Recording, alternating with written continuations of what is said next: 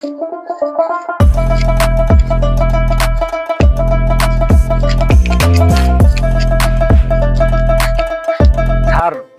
দেখেন, আমের বাগানে তো মূল ভালোই হয়েছে।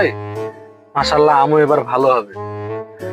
আমার আরো 4টা বাগান আছে, দেখেন যে আমের দাম কিরকম কি দিতে পারবেন এবার। সেটা তো দেখলাম, মোটামুটি আলহামদুলিল্লাহ ভালোই আম ধরছে। আচ্ছা, ভিতরে একটু বাগানটা ঘুরে দেখি। আচ্ছা ঠিক আছে।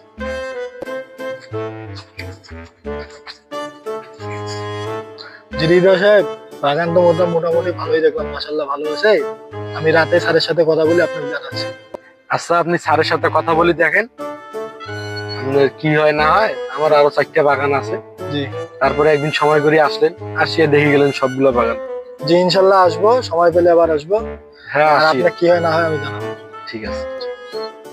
বাগানটায় তো অনেকদিন থেকে আসি না, আজকে একটু ঘুরে টুরি যাই।